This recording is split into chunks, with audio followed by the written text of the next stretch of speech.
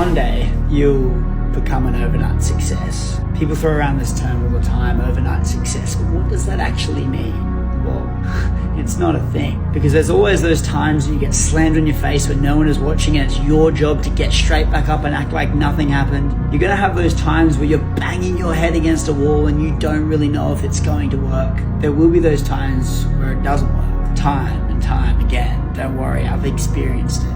There will be those times where you question your self-worth. There will be those times where you question the path that you're on. And all of those things add up to an overnight success. Those times where you feel like you're about to be a win and then you don't win. That's all part of the overnight success. That part of the iceberg that is below the water is far bigger than the thing that everyone can actually see. But just know that you're on the right path. You're doing the right thing. And your future self will look back and be so proud of you for going through all of this, because you could have done something that is so much easier and you chose to take the harder path. Be proud of yourself and your future self will thank you. I see too many kids get so discouraged because they're expecting to make this quantum leap, and when that quantum leap doesn't come, it feels like it'll never come, right? But that's not how it works. It's step by step. One foot in front of the other, day by day, get better every single day. And then when you look back, then you look down and you realize the mountain that you just scaled. You can't jump from the bottom of Everest and get to the top of Everest like that. It doesn't happen. I always say you're 17 and a half years from being an overnight success in a real business.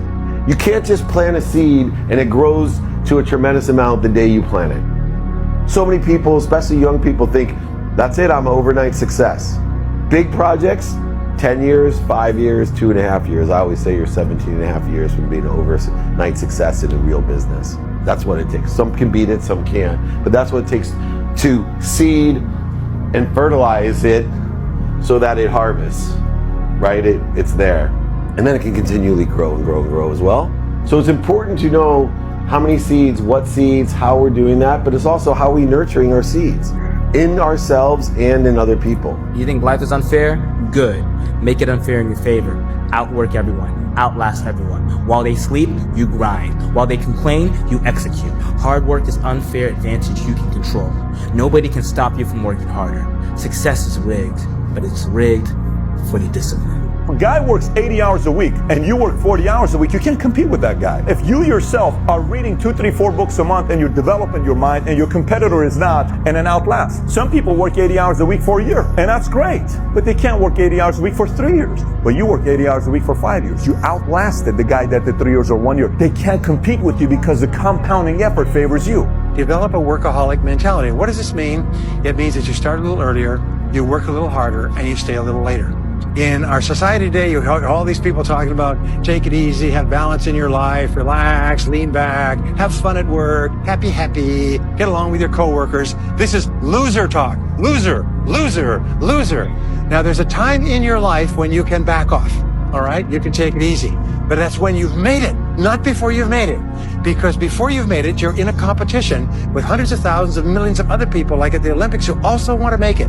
And in order for you to win, you are going to have to work harder and work better and work smarter than they do. If they tell you you can't do it, then you have to. You outwork, outperform, outgrind everybody else. So much so, they have no choice but to swallow their pride and shut the up. It takes 10 years to become an overnight success, one of my favorite sayings. When we talk about any of the best athletes on the planet, and you ask them, how long did it take you to get there? And there's one person with a better quote than that, and it's, I took 17 years and 114 days to become an overnight success. The person who said that is Lionel Messi, far more successful than anyone. It takes time. So when people come to me and they ask, how strong can I get in this 12-month program or whatever, it's like, I don't care. Not strong enough is the answer. They come to me and they send me videos as a 16-year-old. I can bench press this. Is that good for a 16-year-old? I don't give a shit. No, it's not good. I'm not comparing you to other 16-year-olds. I'm comparing you to what's actually good. That's what I'm comparing you to. And I've seen so many 16-year-olds come and go and they give up because they want it now. And they think that that's how life happens. And it just doesn't. I don't care where you are now. Give me that effort and intensity and consistency for a decade and watch where you become. How old are you? Okay, I'm looking straight at you for good reason.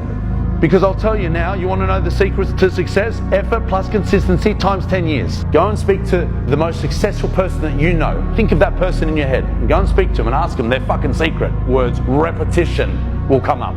Just do the same thing over and over and over and over. And don't stop. People even say something that I disagree with now, which is just show up. Just show up. No, that's the consistency. Okay, we need the effort part.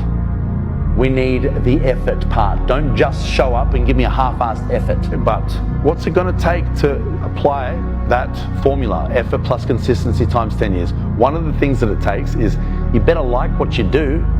If you don't like this shit, you're not going to apply the effort, and you're definitely not going to stick it out for 10 years. Okay, which is where people say, things that are cliche, like follow your passion. Like, okay, but why follow your passion? Because that's when you're going to apply effort and you're going to turn up for 10 years consistently. Because if you don't, you're not going to get good. Okay, another quote for you. Slowly is the fastest way to get to where you want to be. I had a kill list. And so, they used to do these rankings. It was Street and Smith basketball rankings. And I was nowhere to be found because I was like 6'4", scrawny, like 160 pounds soaking wet. So I was like 57 on the list.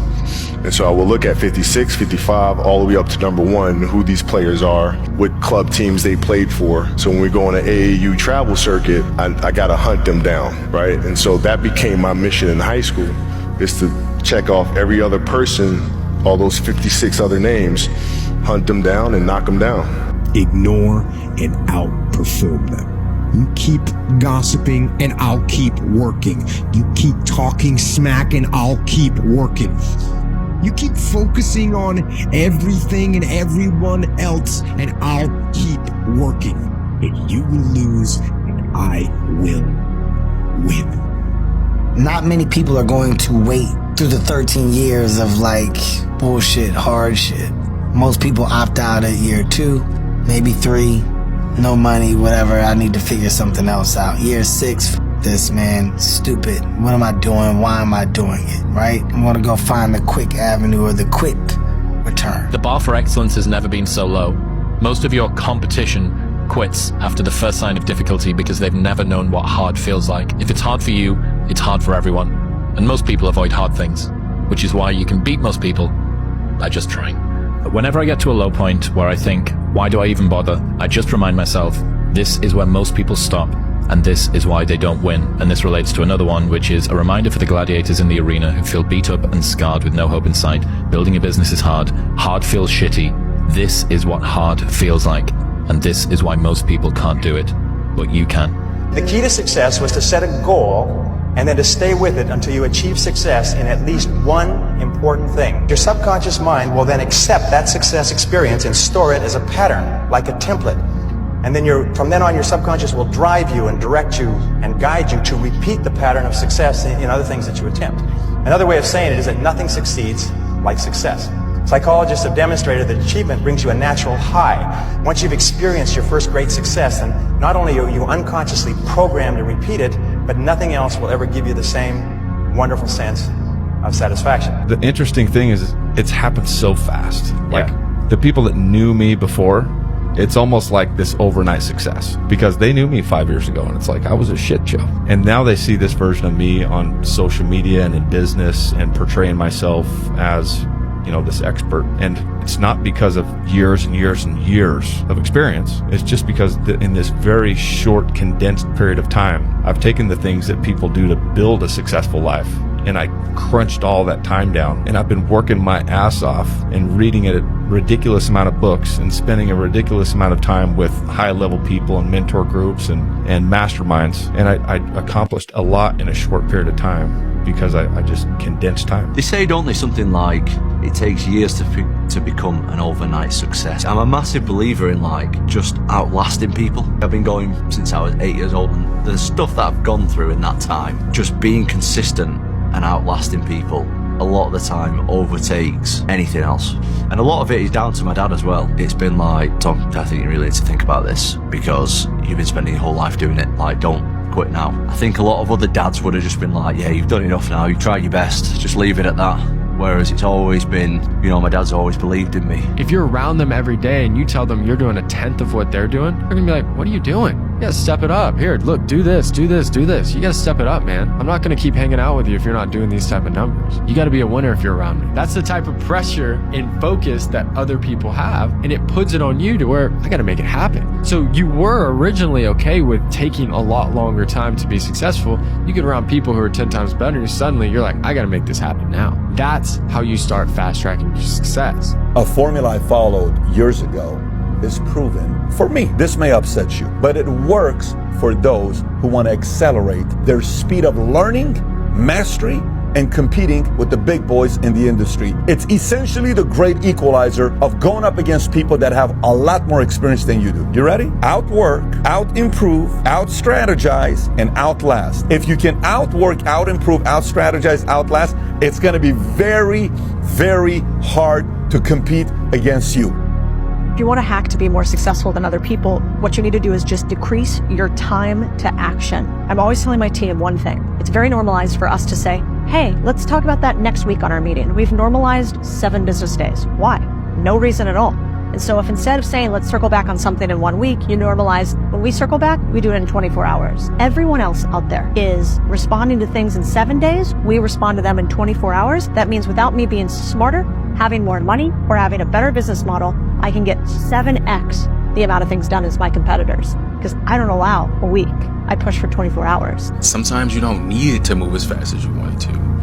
You're not moving at a slow pace because you're failing or because you're struggling or because you're not meant to have it. You're just moving at the pace of peace. Sometimes if what you ask for comes to you too fast and you don't have the skill set to maintain it, you don't know what to do if you actually got a hold of it, you might squander it, you might ruin it, you might go back to the way you were. Sometimes God will place challenges and obstacles in your way that will help you become the person you need to be in order to control, maintain, and sustain the gift that He's about to give you. And to be able to have the patience, the confidence, the faith and belief every single day as if today is the day you're going to get it. That's the difference between the people that wind up quitting and the people that wind up succeeding. I remember about 7 months ago, I was sleeping on a futon. And if I had given up on my business being successful, on making it pop on social media, I don't know where I would be right now. I'd probably be selling cars somewhere or selling someone else's offer online from online coaching, instead of building a business that I could be proud of, building a business that I know how to maintain, helping clients that I know how to serve. All of the skills that I've learned over this time are what helped me maintain the business that I have now. And there is no other point in my life where I didn't want to be able to have this stuff, but there also was no other point in my life where I would have been able to maintain it. So sometimes you're not moving too slow. You're moving at the pace of peace. This is the #1 hack I used in the beginning of my journey to become successful in a very short time frame. What I did is I went straight into monk mode. Monk mode is a principle of removing everything from your life which isn't aligned with where you want to be. So if you are broke, you want to make money for yourself, what doesn't belong there? Going out doesn't belong there. Watching TV doesn't belong there. Scrolling on your phone all day doesn't belong there. Get rid of all of it. That's what I did. I didn't speak to my friends for months, but I didn't care. I had a fucking mission, which was way more important than doing all these standard ass things, which I didn't even like to begin with. Man, you have to pay a price. If you want to achieve the things most people don't have, you have to do the things most people don't do. Of course, you can do all these things later in life if you have succeeded, but at the beginning of your journey, get rid of all of it. When you stack enough wins, you start to build some confidence. When I stacked enough wins, which also came with a significant amount of losses, I quickly realized I've never been the smartest person. I've never been someone at the highest athletic ability. I never really stood out when I was younger. I was very average. So I expected average in my life. Being smarter, that's not my competitive advantage. And that's not necessarily the competitive advantage of a lot of high achievers and successful people. It's just being extremely consistent and just ruthless work ethic and just going all in on a vision. We were holding an event here at BPN HQ. This younger gentleman walked up to me and said, "One day I wish I could have something like this." I said, "You can. There's nothing that separates me from you. I just had this goal 10 years ago and I haven't stopped working towards that goal since." If it was easy, everybody would do it. So the longer something takes is almost inversely related mathematically to the success that you're going to have. So if you consistently keep putting in the journey, which I believe the enjoyment of, the consistent, persistent pursuit of your potential, which will allow you to take the longer journey, right? The bigger lessons. And the bigger lessons, guess what? They're result oriented. You get the bigger results. You don't need to be disciplined to be successful. You need to be able to change your environment to make it easier to win. And so one of my favorite quotes around this is, make it as easy as possible to work as hard as you can. If you want to get into fitness, don't pick a gym that's really far away with trainers that you hate. Pick one that's right downstairs with people that you like. Same goal, way easier. The more convenient you make it to hit your goals, the more likely you are to hit them. And so it's not about willpower, it's about planning. To get anywhere in life, you have to work extremely hard and you have to be disciplined. If you wanted to be a great piano player, there's no drug you can take, there's no self-help book, there's no guru. You got to spend 5 years, 10 years learning it until it becomes something that's second nature. There are no shortcuts. But if you learn that from an early age, you see after a few years that an incredible pleasure happens where now you have mastery of this piano and you can play things you could never play before. Suddenly the whole thing opens up, this whole new universe. And that's the paradigm for everything meaningful in life. If you learn something well, if you learn a craft and you master it, it can bring you a far greater pleasure than any kind of drug or any kind of going out to a party or socializing. But you have to be patient and you have to not be afraid of boredom. You have to not be afraid of the effort. If you are broke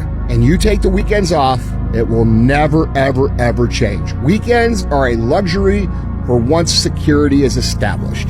Let's just do the math here.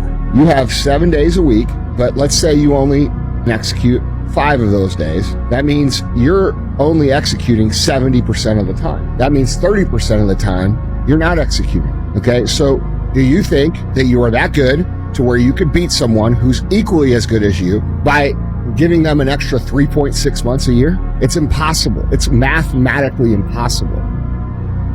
If the goal is to work as hard as you possibly can, then the only real output we have is who we become along the way. Put your head down, it's work harder. That's the answer to all the problems, work harder. You know what I'm saying? If you feel like things ain't going your way, if you feel like, you know, you're not executing to the best of your ability, work harder. You have to go a long time and maintain that blessing, and it's up to you if you want to work hard or not, or get comfortable. Luck does not exist. It's merely a game of probabilities.